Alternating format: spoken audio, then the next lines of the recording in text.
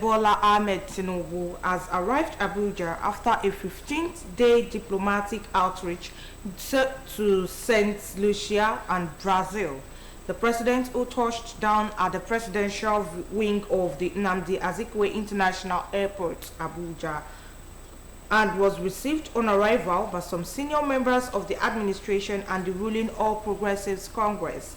It would be recalled that President Tinubu departed Nigeria last month for what was described as strategic outreach aimed at strengthening ties with regions historically under-engaged in Nigeria's diplomatic matrix.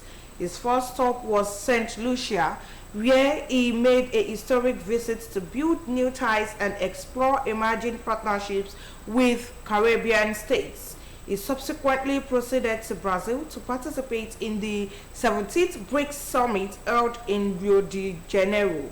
During the summit, which he attended as leader of a partner nation on invitation by Da Silva, Tinubu addressed the gathering, calling for a comprehensive re-evaluation of global governance structures, financial systems, and healthcare frameworks to ensure fairness, inclusion, and justice for low-income and emerging economies, particularly in Africa. He emphasized the need for a new path of justice based on sustainable technology, transfer, and accessible financing so that emerging economies can fully benefit from global initiatives. The president's address at the summit marked Nigeria's debut as a BRICS partner country, reflecting the country's growing role in global economic and diplomatic affairs. The Nigerian Bar Association has expressed concern over the continued disregard by some state governors for the Supreme Court's judgment affirming local government autonomy. NBA President Mazi Alpha Musigwe lamented that 1 year after the Apex Court's ruling, many governors are yet to comply while speaking at the 7th edition of the Justice Aderemi Annual Lecture Series held at the Afe Babalola Law Hub, Iyagoku, Ibadan. Osigwe noted that the judgment appears to be incapable of enforcement due to minimum levels of compliance across the country.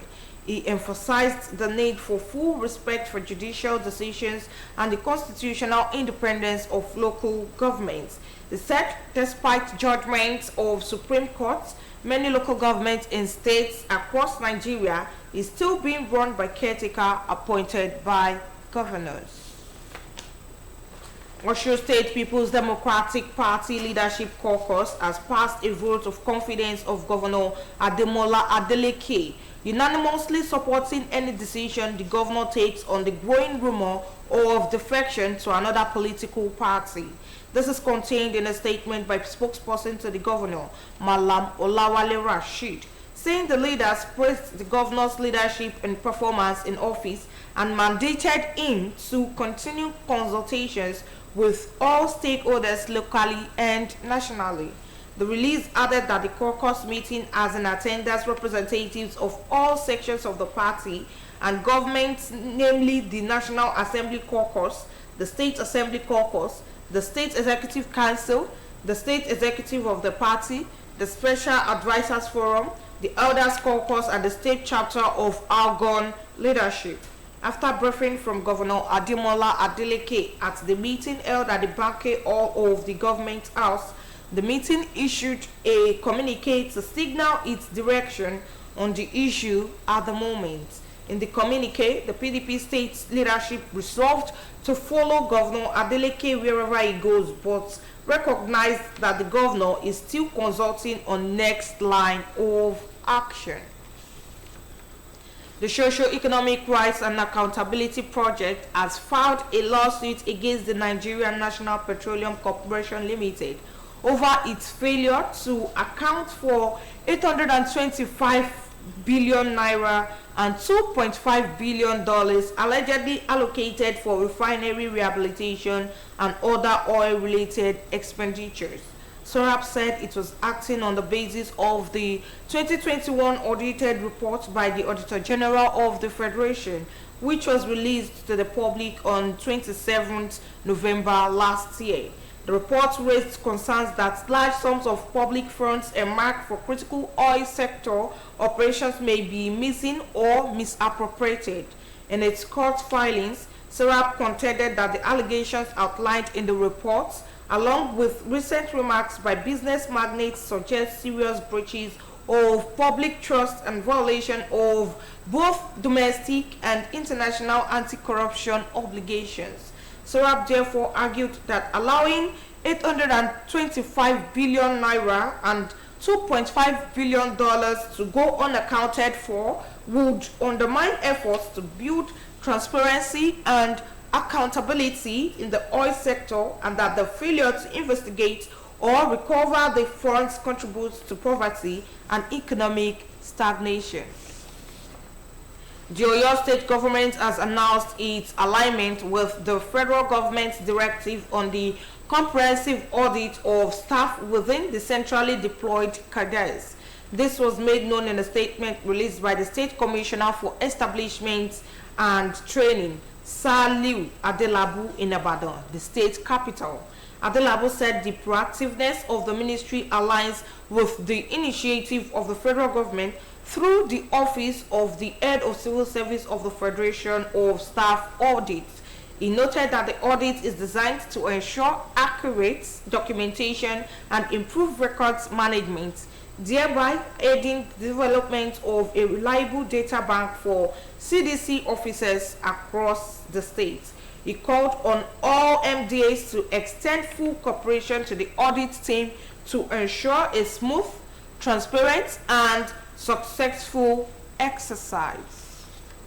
And now from sports, Super Falcons head coach Justin Madugu has revealed that he will rotate his squad for the team's final group game against Algeria. The 9-time champions booked a place in the quarterfinals at the ongoing WAFCON 2024 finals following a 1-0 victory over Botswana. Nigeria just 1 point against the Algerians to confirm first position in Group B. Madugu stated that he would make changes to keep the players fresh and give others a chance to contribute. The Super Falcons could face host Atlas Lionesses of Morocco or Copper Queens of Zambia in the quarterfinals. Both teams are unbeaten so far in the competition with 2 wins and 1 draw. It would be recalled that Morocco and Zambia also defeated Nigeria at the last edition of the competition. Madugu, however, said they are not scared of any opposition. And now from the foreign scene, the European Union and Mexico have expressed disappointment at US President Donald Trump's threat to impose 30% tariffs on their imports from 1st of next month.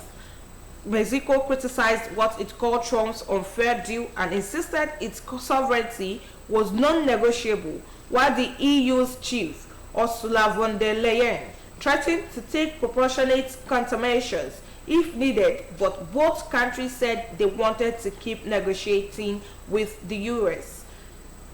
Trump has warned he will impose even higher import taxes if either of the US trading partners decides to retaliate. Trump also announced new tariffs on goods from Japan, South Korea, Canada, and Brazil from next month. In the letter sent to European Commission President Ursula von der Leyen, Trump warned that if either trade partner retaliated with import duties of their own against the US, he would hit back by raising tariffs by a similar percentage over and above the 30%. President Trump, however, said some countries were very upset, but he insisted the tariff meant hundreds of billions of dollars pouring in. With that, we've come to the end of the midday news on OSBC TV. Join us at 5 for the evening news. Thanks for watching. Good afternoon.